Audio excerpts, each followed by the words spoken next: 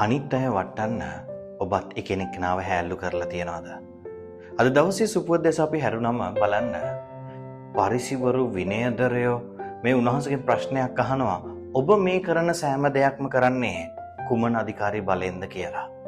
අද අපිත් සමහරක් වෙලාවට අනිත් අයගේ දක්ෂතා දකිද්දී, එයාගේ හැකියාව දකිද්දී ඊර්ෂ්‍යාව නිසා එයාලට අපි සහැල්ලු කරලා නැද්ද? එයාලගේ ජීවිතේ පහතට හෙලන්න වචන විසික් කරලා නැද්ද?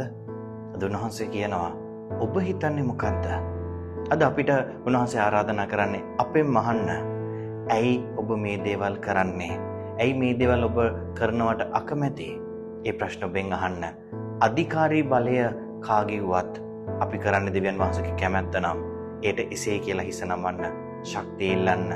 තමන්ගේ සහෝදර සහෝදරිය, තමන්ගේ මිතුරා ඉන්නේ උන්වහන්සේගේ වරප්‍රසාද තුල නම් ඒ වරප්‍රසාද අගයන්නට අද දවසේ ශක්තිය ධෛර්යය උන්වහන්සේගෙන් ඉල්ලන්න.